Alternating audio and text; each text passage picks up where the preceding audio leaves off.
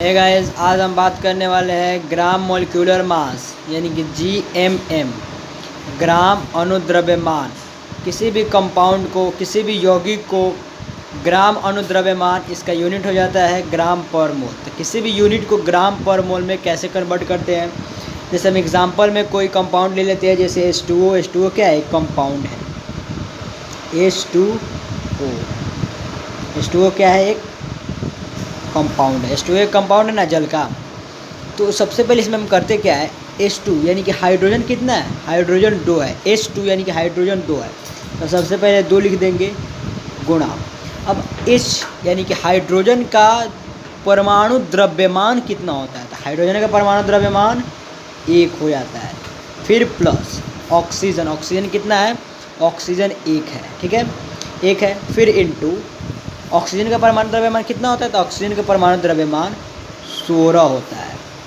तो फिर यहाँ पे हम नीचे ला देंगे, तो 2 गुणा 1 2, फिर प्लस 16 गुणा 1 16, फिर 16 2 18 हो जाएगा। तो 18 ग्राम पर मोल इसका आंसर हो जाएगा। समझ में आया? मतलब इस जो कोई भी हम कंपाउंड लेंगे तो सबसे पहले वो जितना से गुणा है वो तो गुणा में ही रहेगा, और प्लस अब गुणा में रहेगा। और इसका जो ये परमाणु द्रव्यमान होता है ना, तो हाइड्रोजन का परमाणु द्रव्यमान और परमाणु संख्या 1 ही होता है, तो 2 गुणा 1 कर देंगे। फिर बीच में प्लस, ये क्या है? बॉन्ड जुड़ा हुआ है तो प्लस बीच में रहेगा। फिर ऑक्सीजन कितना है? तो ऑक्सीजन 1 है।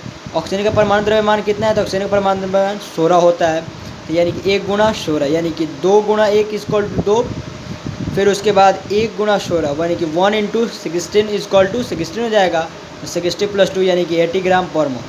ठीक है, अब दूसरा लेते हैं, थोड़ा दूसरा, अब इससे थोड़ा हार्ड ले लेते हैं, जैसे C6H12O6। ये किसका रासायनिक नेम होता है? ये ग्लूकोज का होता है। ये किसका रासायनिक नेम होता है? ग्लूकोज का होता है।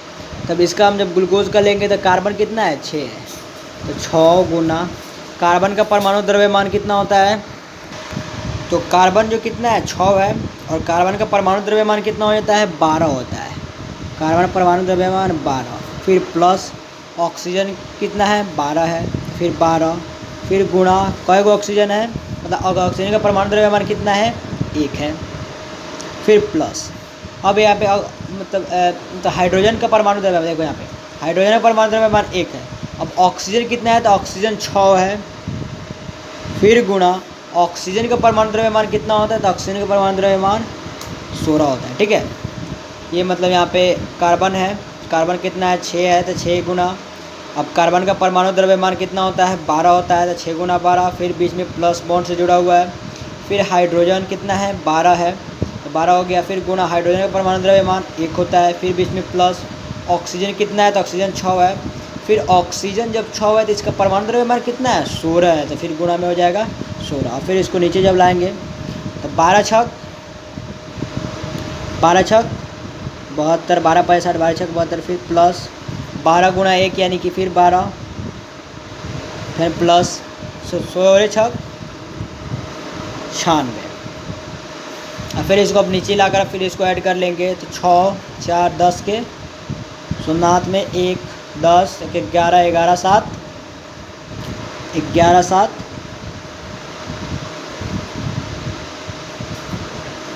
11 7 180 ग्राम पर मोल इसका हो जाएगा।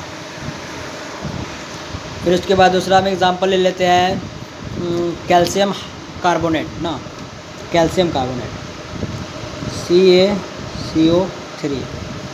कैल्शियम कार्बोनेट ले लिए, CaCO3। कैल्शियम यहाँ पे क्या है? कैल्शियम 1 है। 1 गुना कैल्शियम का परमाणु द्रव्यमान कितना होता है? 40 होता है। फिर बीच में प्लस कार्बन कितना है? 1 है। अब कार्बन का परमाणु द्रव्यमान कितना हो जाता है? यानी कि 1 गुना 12।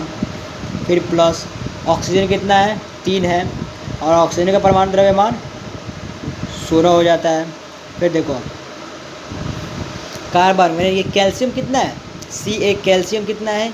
1 है, और कैल्शियम का परमाणु द्रव्यमान कितना होता है? 40 होता है। फिर बीच में प्लस फिर कार्बन कितना है 1 है। फिर कार्बन का परमाणु द्रव्यमान कितना होता है 12 होता है। परमाणु द्रव्यमान याद रहेगा तभी ग्राम पर मोल निकलेगा।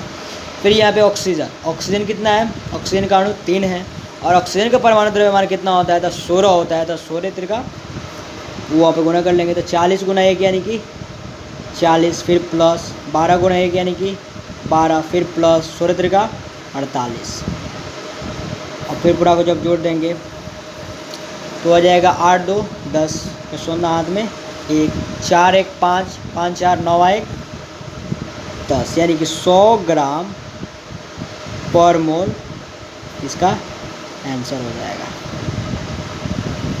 समझ में आ गया? इसमें यही करना है, दूसरा कुछ नहीं है। एक और अब हम ऑप्शन ले लेते हैं, एक और एग्जांपल तो थोड़ा इससे हार्ड रहेगा। इसके बाद जैसे यूरिया का होता है NH2 का होल 2 फिर CO, जिसको यूरिया कहा जाता है।